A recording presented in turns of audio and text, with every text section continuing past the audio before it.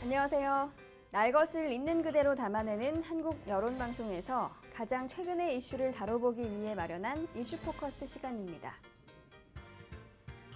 자사고를 재평가하겠다는 서울시 교육청 방침에 대해 서울 자사고 교장연합회가 법적 대응을 포함한 공동 대응에 나서기로 해 양측 간 갈등이 예상된다고 밝혔습니다. 서울 시내 25개 자사고 교장들이 참여한 자사고 교장연합회는 지난 21일 오후 2시 서울 프레지던트 호텔에서 자사고 지정 취소에 대한 입장을 발표한다고 지난 20일 밝혔습니다. 자사고 교장연합회는 서울시 교육청이 지난달 말 평가 완료된 자사고 재지정을 취소하면 법적 대응도 불사하겠다는 입장을 정한 것으로 알려졌습니다. 지난해 7월 39명의 인명피해를 낸 분당선 야탐역 에스컬레이터 역주행 사고의 직접적 원인은 수리 과정에서 감속기와 모터를 연결하는 피니언 기어를 짝퉁 부품으로 교체했기 때문으로 밝혀졌습니다. 수원지검 성남지청 형사 2부는 지난 20일 업무상 과실치상 혐의로 에스컬레이터 보수정비업체 이사 정모 씨와 한국철도공사 분당건축팀 선임설비장 임모 씨를 구속 기소했다고 밝혔습니다. 정 씨는 지난해 3월부터 지속적으로 감속기 윤활유인 오일이 새 피니언 기어 마모 현상을 발생시켜 노후 감속기 교체가 해결 책임을 알고도 신속히 감속기를 바꾸지 않은 것으로 조사됐습니다. 이어 7월에는 야탐역 에스컬레이터 이상소음 고장 접수를 받고 점검하면서 피니언 기어를 강도가 떨어지는 짝퉁 부품으로 교체한 혐의를 받고 있습니다. 이스라엘군이 가자 지구에서 지상작전을 확대하고 공습을 계속하면서 팔레스타인 주민들의 인명피해가 급속히 늘고 있습니다.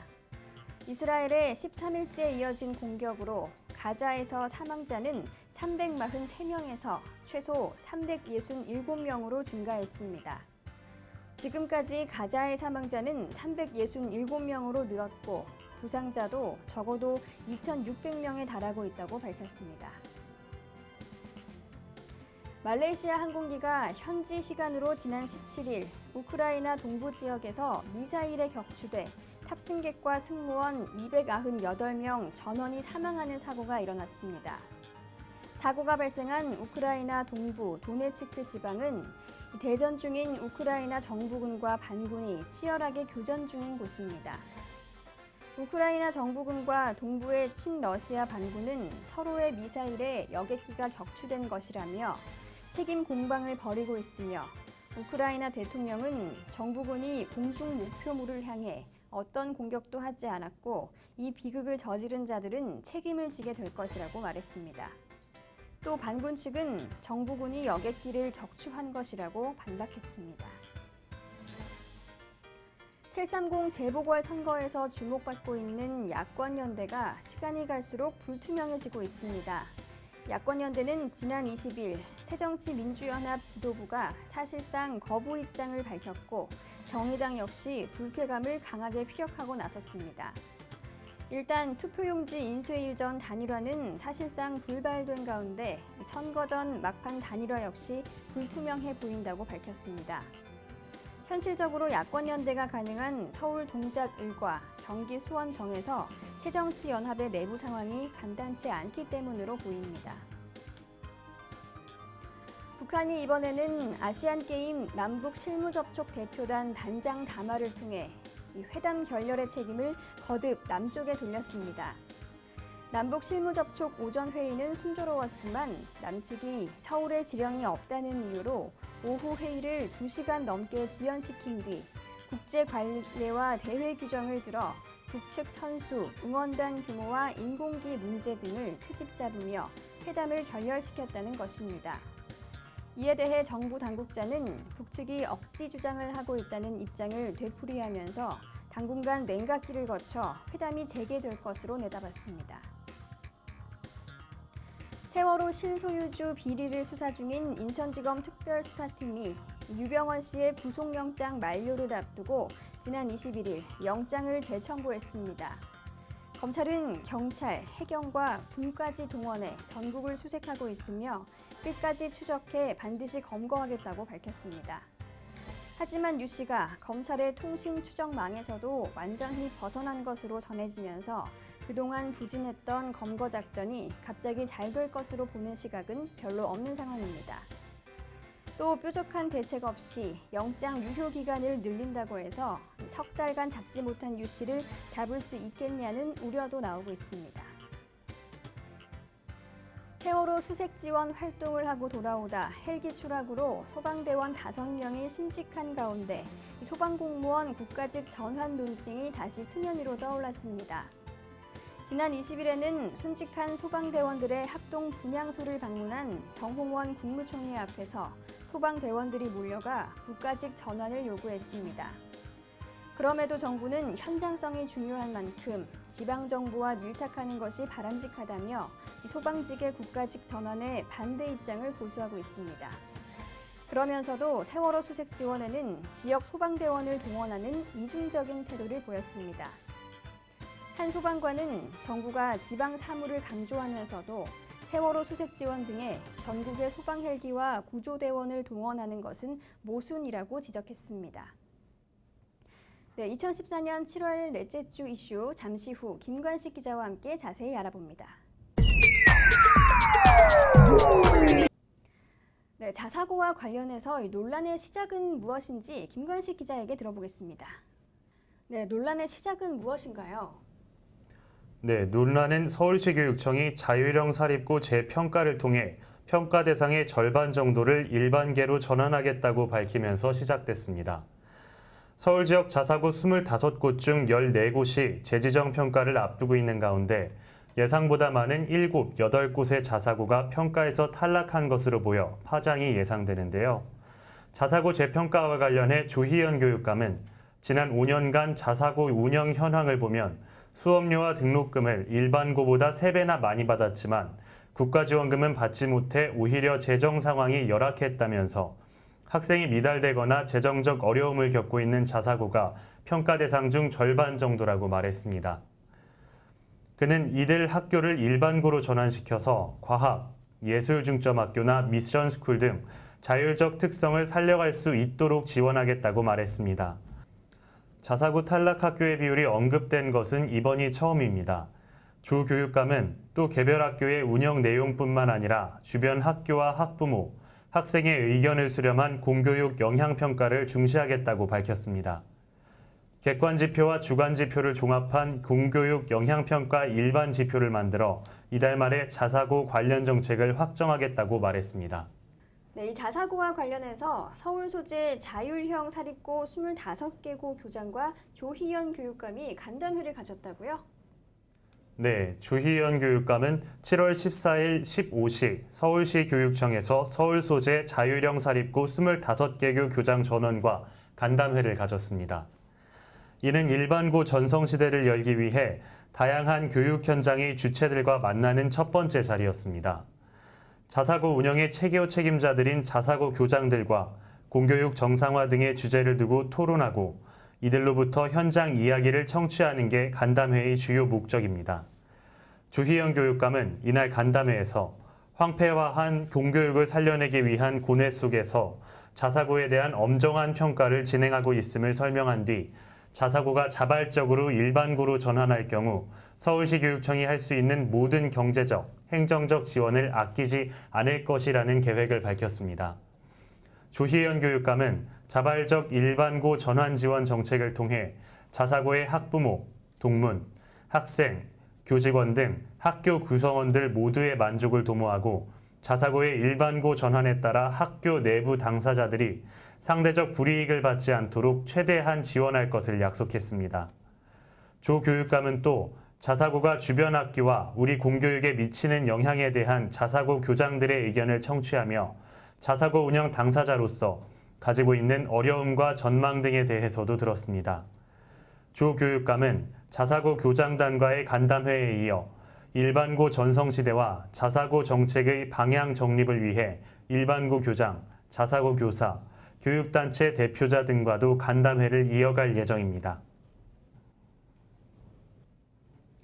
네, 네, 이 간담회에서 일반고가 자율형 사립고로 전환할 경우 서울시 교육청은 모든 경제적, 행정적 지원을 아끼지 않을 거라고 말했다고 하는데요.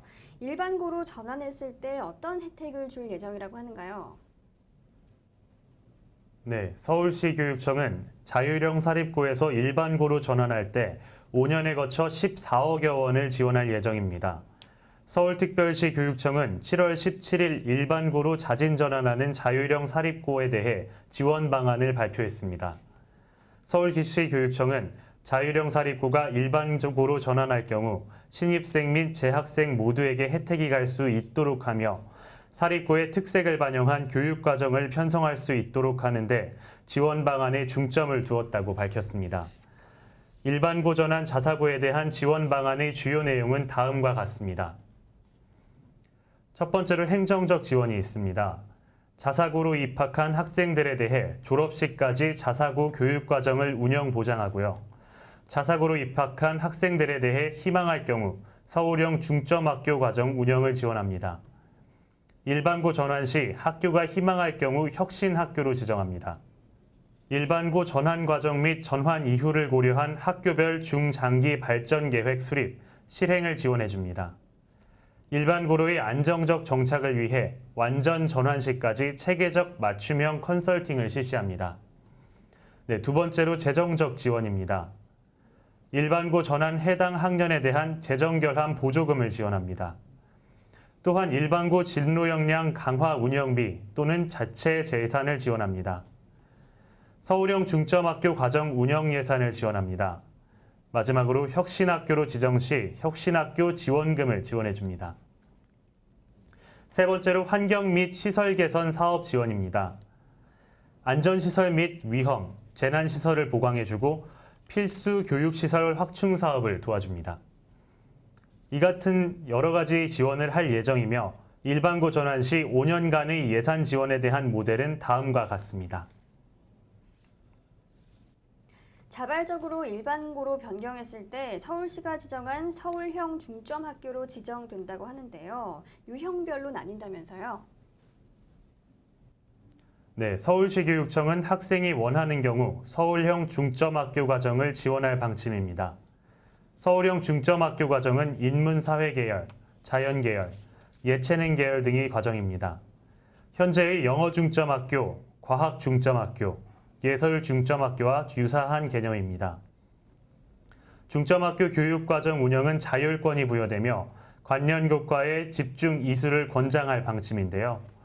분야별 권장 이수 단위는 관련 부서 협의 후 결정되며 교육청 신설 과목 교육과정 및 인정도서 승인을 지원합니다. 유형은 크게 세 가지로 나뉩니다.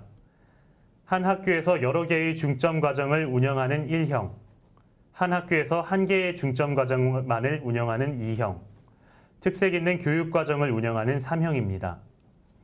1형은 한 학교에서 4개에서 8개 학급 규모로 인문사회계열 중점학교 과정과 자연계열 중점학교 과정 등 여러 개의 중점 과정을 운영하는 유형입니다. 일반고 전환 과도기에 2, 3학년 재학생 대상으로 복수 개설이 가능한데 따른 것입니다. 1형에는 최대 14억여 원의 예산이 지원됩니다. 2015년과 2016년 2억 원, 2017년부터 19년에는 1억 원씩 총 7억 원의 운영비가 지원됩니다. 전환 첫 해인 2015년에는 시설 리모델링과 기자재 구입비 7억 원도 지원됩니다. 2형은 2개에서 4개 학급 규모로 1개의 운영 과정만 운영할 수 있는 유형입니다. 일반고 전환 신입생에 대해 학교의 희망에 따라 과정을 선택해 운영하는 유형인데요. 예산은 10억 원씩 지원됩니다. 2015년과 16년 1억 5천만 원씩, 2017년부터 19년까지 1억 원씩, 총 6억 원의 운영비가 지원됩니다. 전환 첫 해 시설 리모델링 및 기자재 구입비 4억 원도 지원됩니다. 일반고로 전환해 특색 있는 교육과정을 운영하는 경우는 3형입니다. 2015년부터 2019년까지 5년간 매년 2억 원씩 총 10억 원을 지원할 계획입니다. 그 밖에 일반고로의 전환 과정 및 전환 이유를 고려해 학교별로 중장기 발전 계획을 수립, 실행 지원과 안정적 정착을 위한 맞춤형 컨설팅을 제공합니다. 안전, 위험 재난시설 보강과 필수 교육시설 확충 사업도 지원할 계획입니다. 네, 서울시 교육청의 이러한 지원에도 불구하고 자율형 사립고 측에서 입장을 고수하고 있는 이유에는 어떤 것이 있나요? 네, 자율형 사립고등학교는 다양한 논리를 내세워 자사고의 필요성을 역설했습니다. 비강남권의 한 학교는 강남을 제외한 고교의 학력 수준이 낮은 상황에서 서울 소재 대학에 입학하는 학생이 일반고의 2배나 되는 것을 자사고의 교사의 힘이라고 강조했습니다. 자사고로 바꿀 때 시설 투자를 많이 한 학교는 기숙사 건립 등에 100억 원을 투자했다며 일반고 전환에 난색을 표했습니다.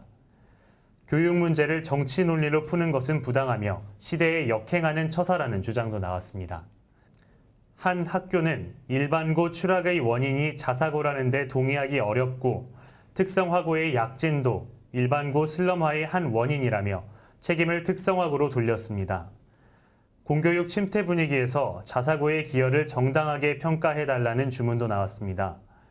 더 나아가 자사고를 폐지하면 공교육이 하향 편준화할 것이라거나 자사고 지정을 취소하면 등록금 반환 청구 소송의 가능성이 있으며 교장, 법인, 동창회 등에서 법적 절차를 검토할 것이라고 으름장을 놓기도 했습니다. 반대로 신입생 충원에 어려움을 겪고 있는 자사고들은 일반고 전환을 안 하는 게 아니라 못한다며 속사정을 털어놨습니다. 특히 학교와 재단은 전환하지만 학부모 반발로 어려움에 처해 있다는 호소가 많았는데요. 동문들의 반발을 우려하는 학교도 있었습니다. 한 자사고 교감은 학부모의 의견임을 전제로 자사고의 면접 선발권을 없애고 자공고 수준으로 지원해주면 일반고 전환이 가능하다고 밝혔습니다. 일반고 전환의 방식으로는 일부 자사고 전환보다는 모든 자사고 동시 전환을 선호했는데요. 강북의 한 자사고는 자사고를 없애려면 모두 같이 없애야 한다는 의견을 냈습니다. 공교육 황폐화가 문제라면 자사고 이외의 외국어고 등 특목고도 일반고로 전환해야 한다는 지적도 많았습니다. 일반고 전환에 거세게 반발하고 있는 한 자사고의 교감은 법을 개정해 한 번에 전환한 뒤 예산을 지원해주는 방안이 있으며 특목고도 일반고로 전환해야 한다고 말했습니다. 네, 지금까지 이 자립형 사립고등학교의 일반고 전환 사안에 대해 알아봤습니다. 네, 이번에는 이 지난해 있었던 야탐역 에스컬레이터 역주행 사고에 대해 알아볼 텐데요. 당시 사고 상황에 대해 다시 한번 알려주시죠. 네, 1년 전 2013년 7월 18일 오후 8시 20분께 발생한 사고였습니다. 분당선 관계자에 따르면 이날 오후 야탐역 4번 출구 에스컬레이터가 갑자기 역주행해 에스컬레이터에 타던 승객들이 뒤로 넘어지며 다른 승객들도 함께 넘어지는 사고가 발생했습니다. 퇴근길이었기 때문에 많은 사람들이 혼란을 겪었고 자칫 대형 사고로 이어질 뻔한 아찔한 순간이었습니다. 이 사고로 승객 약 20명이 부상당했습니다. 그리고 하루가 지난 7월 19일 코레일 측은 보도자료를 통해 이번 야탐역 사고와 관련해 국민 여러분께 심려를 끼쳐드린 점 사과드리며 부상자들의 치료와 보상에 최선을 다할 것이라고 밝혔습니다. 이어 야탐역 에스컬레이터뿐만 아니라 코레일에서 관리하고 있는 모든 에스컬레이터를 일제 점검해 같은 사고가 재발하지 않도록 만전을 다하겠다고 약속했습니다. 네, 코레일 측의 이런 사과와 관련해 1년이 흐른 지금 7월 21일 사건의 원인이 밝혀졌다면서요.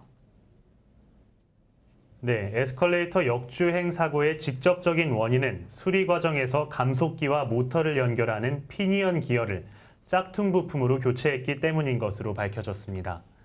20일 수원지검 성남지청 형사 2부에 따르면 고장 수리 점검 과정에서 안전조치를 제대로 하지 않아 역주행 사고로 인명피해를 낸 혐의로 정모 에스컬레이터 보수정비업체 이사와 임모 한국철도공사 분당건축팀 선임설비장을 각각 구속, 기소했습니다.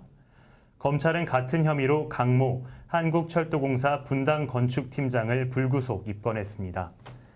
정 씨는 지난해 7월 3일 야탐역 에스컬레이터 이상소음 고장 접수를 받고 점검 시 감속기와 모터를 연결하는 피니언 기어를 강도가 떨어지는 짝퉁 부품으로 교체, 사고의 원인을 제공한 혐의를 받고 있습니다. 정 씨는 지난해 3월부터 지속적으로 감속기 윤활유의 오일인 새 피니언 기어 마모 현상을 발생시켜 노후 감속기 교체가 해결 책임을 알고도 신속히 감속기를 바꾸지 않은 것으로 조사됐습니다. 검찰은 정 씨가 수리 시 피니언 기어 전용 윤활유를 사용하지 않는 바람에 기어가 조기 마모되는 원인을 초래했다고 밝혔습니다. 임 씨는 보수업체가 에스컬레이터를 점검 수리할 때 감독 의무를 게을리한 데다 정 씨로부터 감속기 교체를 건의받고도 예산 문제로 상급자인 강 씨에게 보고하지 않아 사고를 초래한 혐의를 받고 있습니다. 검찰 관계자는 승강기 안전관리협의회 원인 규명에 6개월, 이를 토대로 과실책임 대상자를 추리는 수사에 6개월이 걸렸다며 안전불감증 사고가 빈발하고 있어 엄중히 처벌할 방침이라고 말했습니다. 네, 이번에는 해외 이슈 알아봅니다. 지난 19일부터 팔레스타인 가자 지구에 공습과 포탄이 떨어져 400명 이상의 사망자가 발생했는데요. 자세한 소식 전해주시죠. 네, 이스라엘과 팔레스타인 하마스 간의 교전으로 가자 지구에서 400명 이상의 사망자가 발생하고 부상자는 3,000명을 넘어선 것으로 알려졌습니다. 사상자 규모는 눈덩이처럼 불어나고 있지만 정면 대결 중인 이스라엘과 하마스의 공세는 더욱 치열해지고 있습니다. AP, 로이터 통신 등 외신 보도에 따르면 이스라엘군이 지난 17일 가자지구로 지상군을 투입하면서 가자지구 사망자가 폭증하고 있었습니다. 프랑스 공영 라디오 방송에 따르면 가자지구 당국자는 지난 20일 하루 동안 발생한 사망자 수만 무려 100명에 달한다고 밝혔습니다. 이스라엘이 가자지구에 지상전을 투입한 이후 180명이 사망하고 700여 명이 부상했고 지난 8일 이스라엘이 공습을 시작한 지 약 2주째 접어드는 지금 가자지구에서 435명이 목숨을 잃었고 3천여 명이 부상했습니다. 불도저와 탱크, 전차 등을 앞세워 가자지구에서 지상전을 벌이고 있는 이스라엘군은 새벽까지 공격을 퍼붓고 있는 것으로 알려졌습니다. 하마스가 이스라엘군을 공격하는 데 사용한 지하 터널을 탐색해 파괴하는 일에도 열을 올리고 있습니다. 이 과정에서 어린이를 포함한 많은 민간인이 목숨을 잃거나 다치고 있습니다. 이스라엘의 인명피해도 점점 늘고 있는데요. 20일 교전 과정에서 이스라엘 군인 13명이 목숨을 잃었는데 지난 8일 이후 사망자와 합하면 민간인을 포함해 모두 20명에 달합니다. 인명피해가 급증하고 있지만 아직까지 별다른 외교적인 해결책은 보이지 않고 있습니다. 네티즌들은 가자지구 사망자, 제발 전쟁이 끝나길, 가자지구 사망자, 두 민족이 어서 화해해야 할 텐데, 가자지구 사망자 너무 안타깝다 등의 반응을 보였습니다. 네, 이스라엘이 지난 17일 지상군을 투입한 이후 사망자가 기하급수적으로 늘어나고 있다는 이야기 들어봤습니다.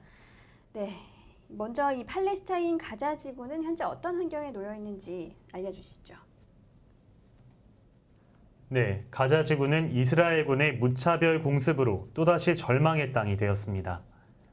하마스가 통치하는 팔레스타인 가자 지구는 이스라엘이 설치한 분리장벽으로 둘러싸여 있습니다. 가자 지구와 이스라엘의 경계선에 설치된 높이 8m 장벽엔 고압 전류가 흐릅니다. 이집트와의 국경선도 철제 장벽으로 가로막혀 있는데요. 이스라엘 해군은 바닷길도 막고 있습니다. 하늘만 뚫려 있는 지구상에서 가장 거대한 감옥이라고 할 정도로 참혹한 모습입니다. 팔레스타인을 통치하고 있는 것이 하마스라고 조금 전 언급해 주셨는데요. 정확히 설명해 주시죠. 이슬람 저항운동을 뜻하는 아랍어 앞글자를 딴 하마스는 적대 관계에 있는 이스라엘에 무력으로 대항하는 이슬람 무장 세력으로 널리 알려졌습니다. 이 때문에 이스라엘은 하마스를 테러 단체로 지정했고 지난 6월 출범한 팔레스타인 통합정부 구성에 하마스가 파타와 함께 한 축을 이루자 이 통합정부를 강력히 비판하기도 했습니다. 하마스는 1987년 이슬람 운동 조직인 무슬림 형제단 출신 인사들이 결성한 단체이며 이러한 태생적 조건으로 하마스는 2012년 이집트 무슬림 형제단 출신 무함마드 무르시의 대통령 당선을 지지하기도 했습니다. 그러나 하마스는 2000년 9월에 시작된 제2차 인티파다 후 이스라엘에 대한 자살 폭탄 공격을 주도해 미국과 유럽 국가들로부터 테러 조직으로 지정됐습니다. 테러 조직 지정에 따른 유럽 국가의 경제 제재와 이스라엘의 가자지구 봉쇄 정책으로 이곳 주민의 삶은 극도로 열악해졌습니다. 네, 이스라엘군의 가자지구 폭격 이후 미국이 양국 간 휴전을 추진하고 있다는데요. 이에 대한 이스라엘의 반응은 어떤가요? 이스라엘의 가자 진격을 은근히 지지하던 미국이 20일부터 가자지구의 정전을 추진하기 시작했지만 이스라엘군의 이스라엘 민간인에 대한 로켓 공격을 근절한다는 당초의 군사적 목표를 끝까지 밀고 나가려고 하고 있습니다. 이번 전투와 같은 극심한 폭력 사태는 사실 미국의 존 케리 국무장관이 양자 평화회담을 성사시키는 데 실패한 것을 계기로 불붙기 시작한 것이며 이달 초 버락 오바마 미국 대통령이 제안한 지상전을 시작하기 전 쌍방의 정전 협정 재개가 미수에 그친 것으로 악화된 것입니다. 미 국무부는 20일 존 케리 국무장관이 주 초에 이집트를 방문해서 그곳 고위 관리들과 현 사태를 진정시키는 방안을 강구하겠다고 성명서를 발표했습니다. 그러나 전문가들은 이스라엘은 하마스의 정전 약속을 믿지 않기 때문에 어떻게든 하마스의 로켓 공격 능력을 근절하기 위해 전투를 계속할 것이라는 분석을 내놓고 있어 미국의 때늦은 정전 추진 노력이 성공할지는 의문입니다. 국제시장 분석가이자 에너지와 원자재 관련 정치 리스크 전문 연구가인 에어리얼 코헨은 이스라엘은 미국이 어떤 카드를 내놓든 일단 애초에 군사적 목표인 하마스의 로켓 공격 능력 말소를 향해 나아갈 것이며 공격을 중지하지 않을 것이라는 분석을 내놓고 있습니다. 네, 이번에는 말레이시아 항공 여객기 피격 사건에 대해 알아보겠습니다. 네, 먼저 김관식 기자, 이번 사건에 대해 다시 한번 정리해 주시죠. 95명이 탑승한 말레이시아 여객기가 17일 우크라이나 동부 지역 상공에서 격추됐다고 우크라이나 관리가 밝혔습니다.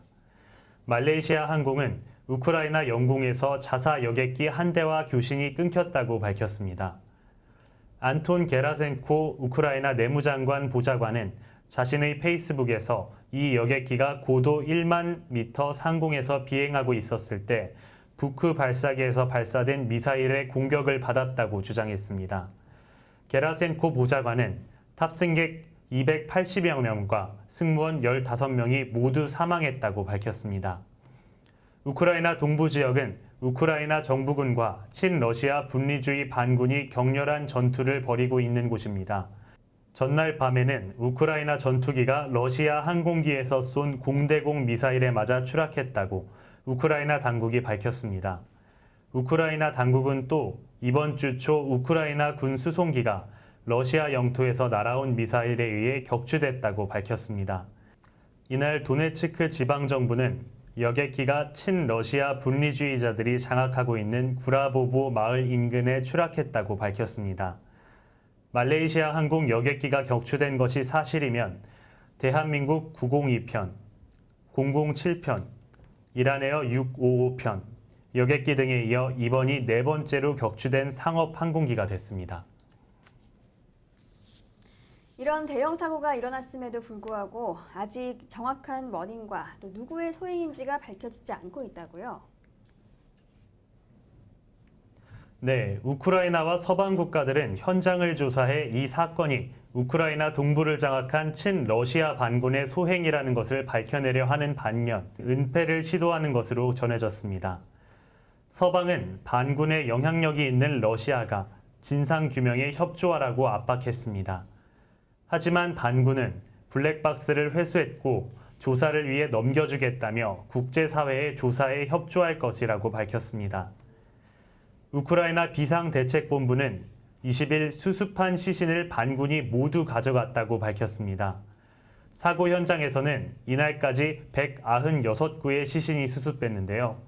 시신을 수습한 것은 정부 비상대책본부 요원들이었지만 무장한 반군들이 모두 빼앗아갔다고 AP통신이 보도했습니다. 목격자들은 반군이 시신들을 현장에서 15km 정도 떨어진 소도시 토레즈로 옮긴 뒤 냉동열차에 실었다고 전했습니다. 당국은 반군이 증거를 인멸하려 한다고 비난했습니다. 유럽 안보협력기구도 국제조사단 도착 전 반군의 시신을 가져갔음을 확인했습니다. 네, 우크라이나 반군의 증거 인멸 가능성에도 불구하고 미국과 우크라이나 정부는 말레이시아 여객기 피격 증거를 잇따라 내놓고 있다고요? 영국 일간지 파이낸셜 타임즈는 21일 보도를 통해 미국과 우크라이나가 말레이시아 여객기 격추 사건 직후 신중한 자세를 취했지만 19일과 20일에 거쳐 우크라이나 반군의 소행이라는 증거를 잇따라 내놓고 있다고 보도했습니다. 파이낸셜 타임즈는 양국 정보 당국을 인용해 우크라이나 반군이 러시아로부터 부르 지대공 미사일을 지원받았고 이를 통해 여객기를 격추했다고 전했습니다. 우크라이나 측은 여객기 격추 사건 이후 우크라이나 반군이 러시아 대령에게 상황을 보고하는 정화 통화 내역을 감청했다며 육성을 공개한 바 있습니다. 이에 미국 정부 관리들은 이 통화 내용이 사실이라는 결론도 내렸습니다. 이들 관리들에 따르면 미국 역시 사건 발생 당일 반군 지역에서 지대공 미사일이 발사되는 것을 감지했다는 말도 덧붙였습니다. 우크라이나 국가안보국은 이 같은 통화 내용을 감청한 데 이어 반군 통제 하에 있는 미사일 발사 장치의 사진과 영상 역시 공개했습니다. 비탈리 나이다 SBU 국장은 반군의 북크 미사일 발사 시점을 현지 시간으로 17일 오후 4시 20분으로 특정하기도 했습니다. 나이다 국장은 말레이시아 여객기 격추에 사용된 북크 미사일 3기가 러시아에서 우크라이나 동부로 넘어왔다고 밝히며 이들 중 1기가 지난 현지 시간으로 17일 오후 1시께 우크라이나로 들어왔다고 덧붙였습니다. 그에 따르면 반군이 여객기를 격추한 이후 증거 인멸을 위해 여객기 추락 현장에서 시신들을 다른 곳으로 옮겼다고 주장했습니다. 반군이 여객기 블랙박스를 숨겨 다른 이들의 손에 넘어가지 않도록 하려 했다는 주장 역시 제시되고 있는 상황입니다.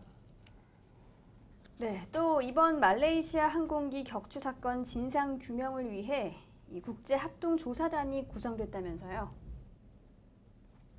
네, 말레이시아 항공 피격 사건의 원인을 규명하기 위해 국제 합동 조사단이 구성됐습니다.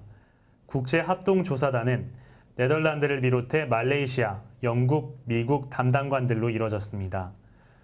리우 티용 라이 말레이시아 교통장관은 21일 우크라이나 수도 키메프 현지에서 성명을 발표하면서 MH17 피격 사건과 관련해 네덜란드와 말레이시아, 영국, 미국 담당관들로 구성된 국제 합동조사단이 결성됐다고 밝혔습니다. 이날 리우 장관은 성명에서 그러나 우크라이나 정부로부터 친러시아 성향의 반군이 추락 현장을 전면 통제하고 있어 국제합동조사단의 신변 안전을 보장하기 어렵다는 입장을 통보받았다고 전했습니다. 리우 장관은 또 주도권을 다투는 각기 다른 반군 단체들이 사고 현장을 통제하고 있는 상황에 이들 반군을 통제할 통합지휘권이나 명령체계가 없어 사고 원인을 조사하는 데 한층 어려운 상황을 맞고 있다고 난색을 표했습니다. 네, 말레이시아 항공 피격과 관련된 소식 알아봤습니다. 다시 국내 소식으로 돌아와 봅니다. 730 보궐선거를 앞두고 주목받고 있는 야권연대가 불투명해졌다고 하는데요. 현 상황에 대해 먼저 설명해 주시죠. 야권연대 카드를 둘러싼 야권의 고심이 큽니다. 수도권 판세가 야권에 불리하게 돌아가고 있어서인데요. 복수의 여론조사를 보면 여당 후보의 선전으로 야권에 빨간불이 켜진 상황입니다. 공식 선거운동을 시작을 전후에 실시된 일부 여론조사에 따르면 핵심 승부처인 서울 동작 을에선 새누리당 나경원 후보가 더블 스코어 차이로 새정치민주연합 기동민, 정의당 노회찬 후보를 앞서고 있습니다.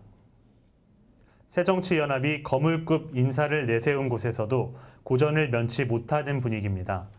경기 수원 병에 공천된 손학규 후보는 새누리당 김용남 후보와 경합을 벌이고 있고 경기 김포에 내세운 김두관 후보는 새누리당 홍철호 후보에게 다소 밀리는 양상입니다.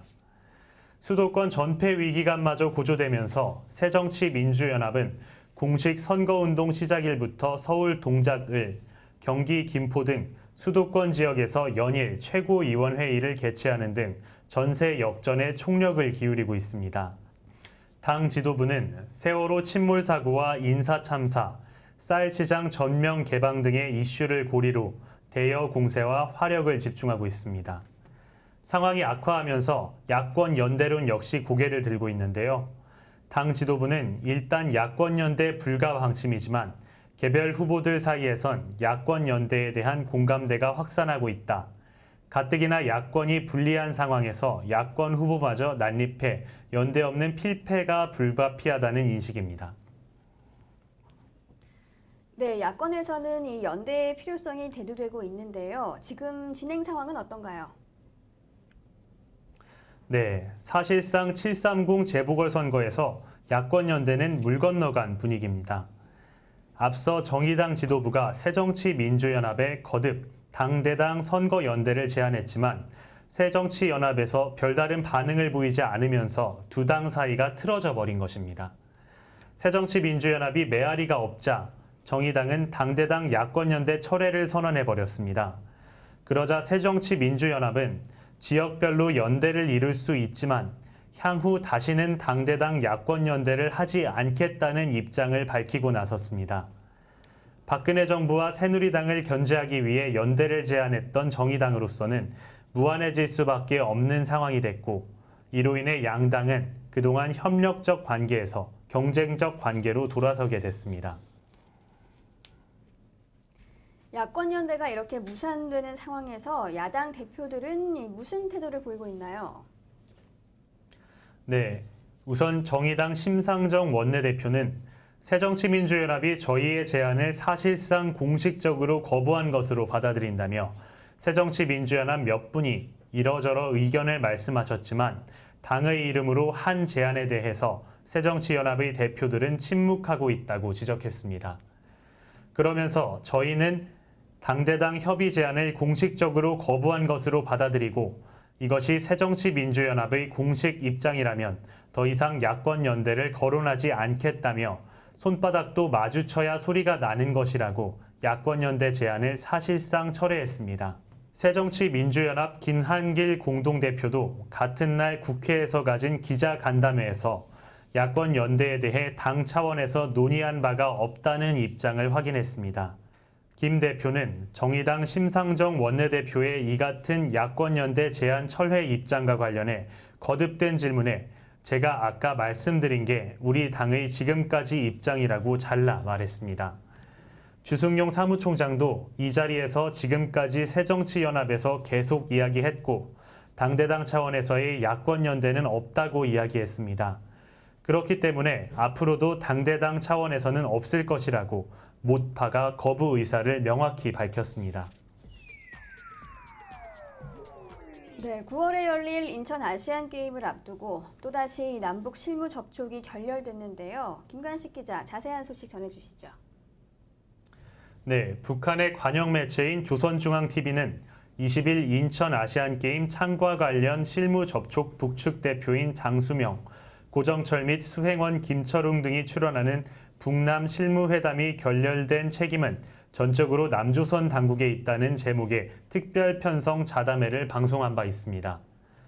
이 방송에서 출연진은 이번 경기대회가 원만하고 순조롭게 이루어지기를 바라는 마음에서 남측이 부담스러워하는 공동입장, 공동응원, 유일팀 문제, 비용 문제는 제기조차 하지 않는 아량을 보여줬다면서 실무회담 결렬에 자신들의 책임이 없음을 강조했습니다. 이에 따라 정부는 북한이 인천 아시안게임 선수단 및 응원단 참가 관련 협상이 결렬된 데 대해 우리 측의 책임이라고 주장하고 있는 데 대해 강한 유감의 뜻을 밝혔습니다.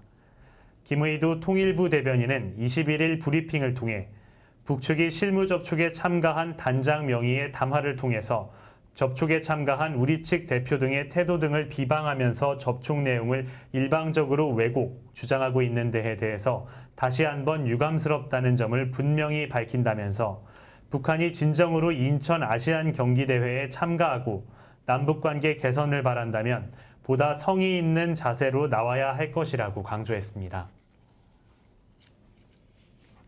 북한이 이 남북 실무접촉 결렬과 관련해 강한 비판을 한 이유로 여러 가지가 짐작이 된다고 하는데요. 김관식 기자 차례로 설명해 주시죠.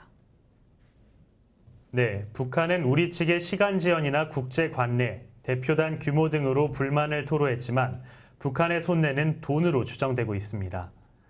북한이 이번 대규모 응원단의 체제 비용을 다 받아내야겠다고 생각한 이유를 나눠서 정리해봤습니다.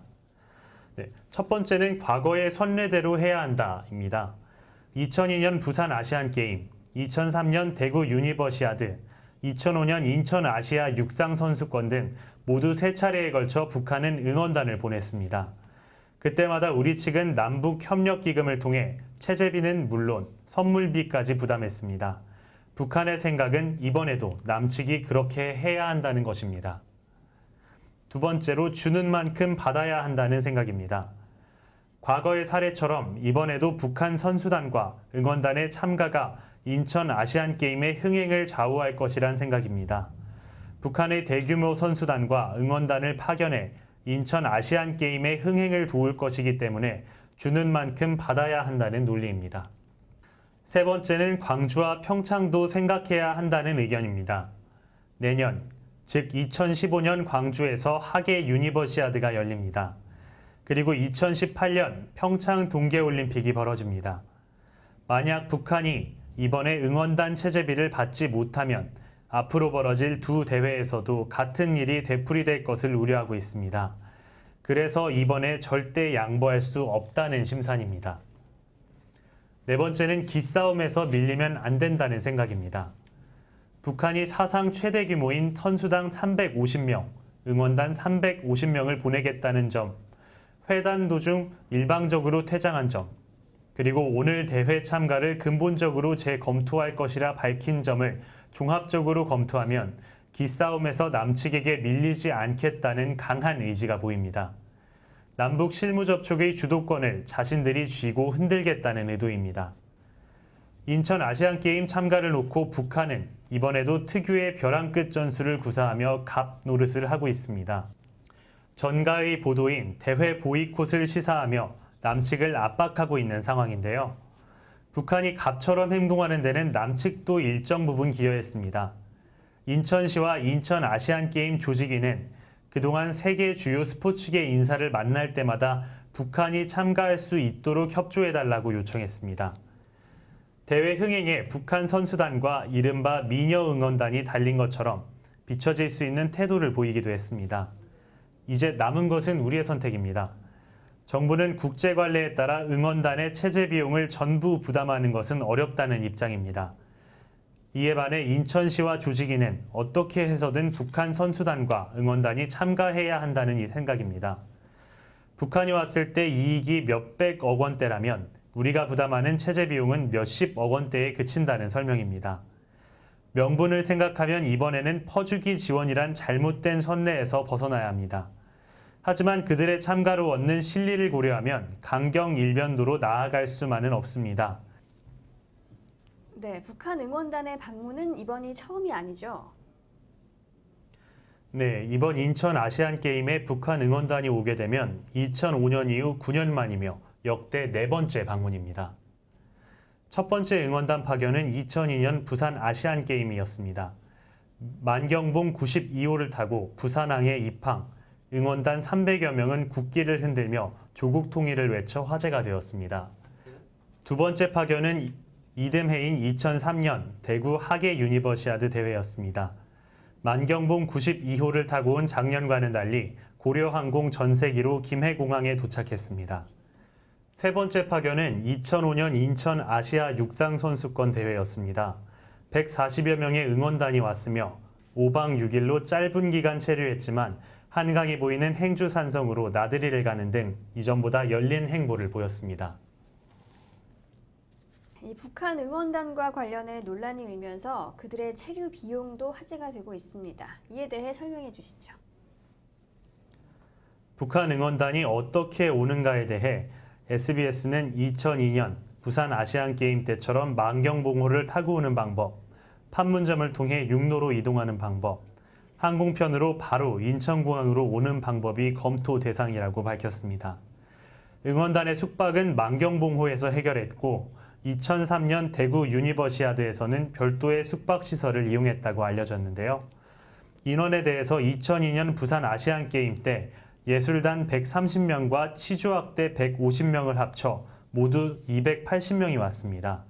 당시 북한 선수는 모두 184명이었는데 이번 인천 아시안게임에는 다소 줄어든 150명이 출전합니다. 출전 선수 규모가 감소됐기 때문에 응원단도 함께 줄어들지 아니면 비슷한 규모의 응원단을 파견할지는 아직 미지수입니다. 한편 부산 아시안게임 때 부산시는 북한 응원단 경비로 약 18억여 원을 신청했습니다. 신청한 비용 18억여 원을 총 응원단 숫자인 280명으로 나눠보면 약 571만 원입니다. 청해진 해운의 이 실소유주 유병언 씨의 구속영장이 22일로 만료된다고요? 법원이 유병언 전 세무그룹 회장의 구속영장 유효기간 만료를 앞두고 21일 검찰이 재청구한 영장을 발부했습니다. 법원의 한 관계자는 검찰이 청구한 대로 유효기간 6개월의 영장을 재발부했다고 말했는데요. 검찰은 법원의 영장을 재청구하면서 유효기간을 6개월로 해달라는 취지를 밝혔습니다. 통상 장기 도주자에 대해서는 기소 중지 후 체포영장을 발부하는 것이 일반적이지만 끝까지 유 씨를 검거하겠다는 검찰 수뇌부의 의지가 반영된 것으로 해석됩니다.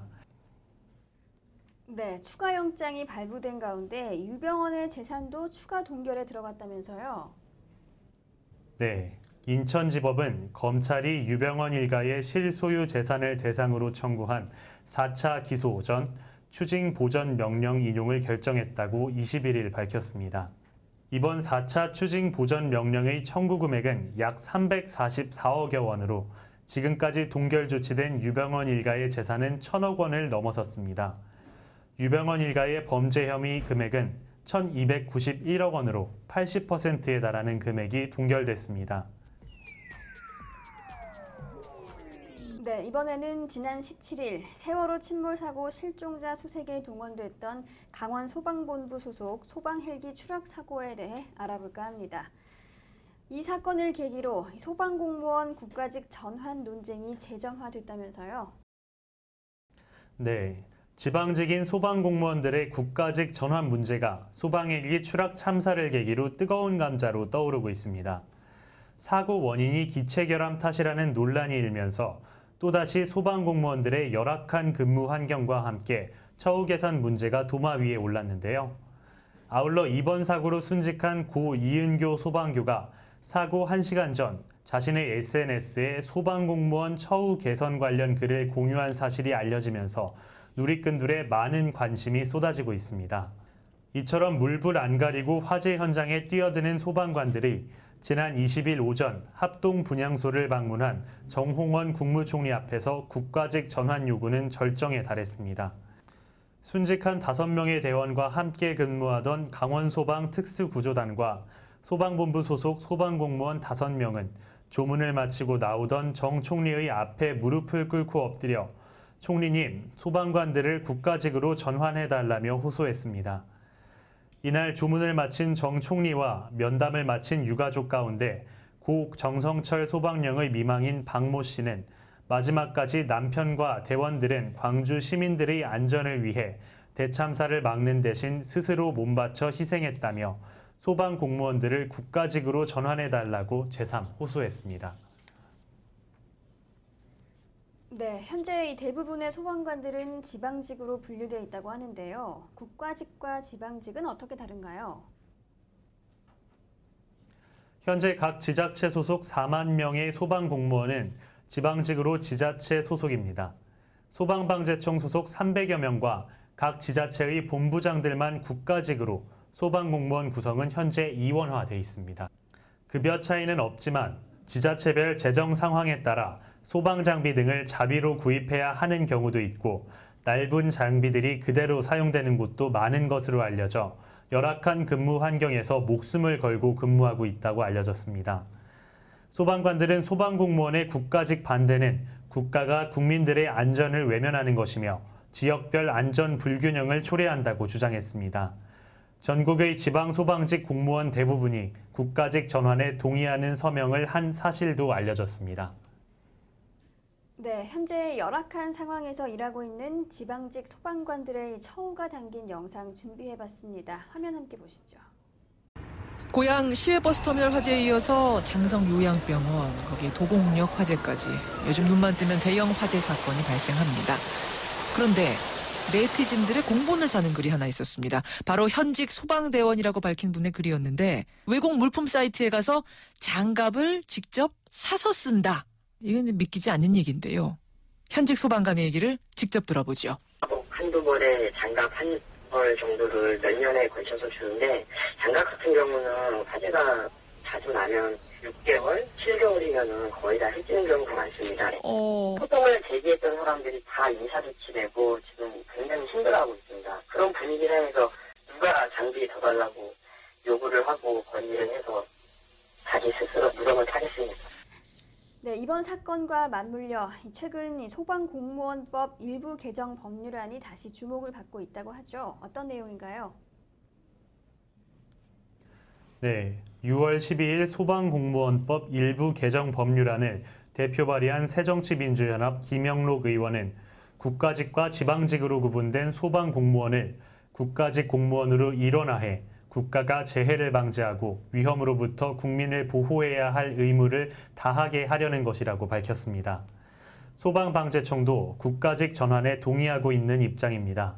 소방방재청 대변인은 소방직 공무원의 국가직 전환에 동의하는 입장을 정부에 표명했다며 국가직으로 전환되면 열악한 근무 환경, 노후, 장비, 지휘체계 등 전반적인 소방공무원 환경이 개선될 것이라고 말했습니다. 하지만 정부는 예산 문제 등으로 반대하는 입장입니다.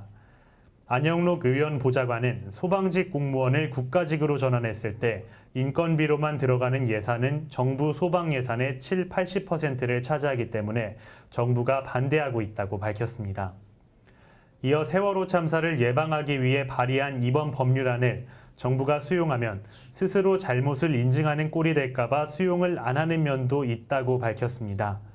현재 각 지자체는 재정 여건에 따라 인력 보충이나 장비 구입 등의 어려움을 겪고 있는 실정인데요. 재해의 위험으로부터 국민을 보호해야 할 헌법적 의무마저 차등화되는 현실을 막기 위해서는 지방직과 국가직으로 이원화된 조직을 일원화하는 것이 반복되는 참사를 막을 수 있다고 일선 소방관들은 말하고 있습니다. 국가직 소방공무원으로 전환을 요구하는 국민적인 여론이 형성되는 만큼 현재 계류 중인 법률안이 향후 행방에 관심이 쏠리고 있습니다. 네, 오늘 이슈포커스에서 준비한 마지막 이슈까지 알아봤습니다. 김관식 기자는 오늘 다뤘던 이슈들 중 어떤 것이 가장 기억에 남나요? 네, 저는 마지막에 다루었던 지방직 소방공무원들의 처우에 대해서 가장 깊이 생각했습니다. 이전부터 많은 말들이 있었지만 이제서야 수면으로 들어올라서 살짝 아쉬운 마음이 있는데요. 단기적인 관심으로 끝나지 않고 장기적인 관심으로서 처우 개선에 도움이 되었으면 좋겠다고 생각합니다. 네, 오늘은 어두운 이슈가 많았습니다. 보다 밝고 희망찬 이슈 전달해 드릴 수 있길 바라봅니다. 날 것을 있는 그대로 담아내는 한국 여론방송 이슈포커스 여기서 마칩니다. 시청해주신 여러분 고맙습니다.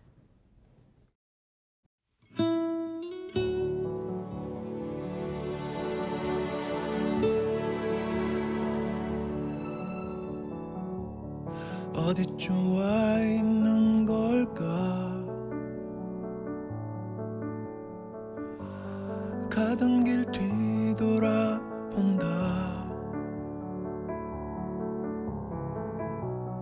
저 멀리 두고 온 기억들이 나의 가슴에 말을 걸어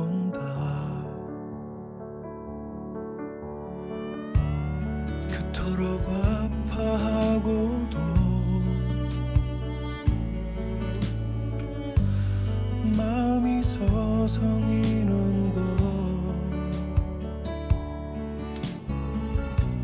슬픔도 지나고 나면 봄빛 꽃망울 같은 추억이 되기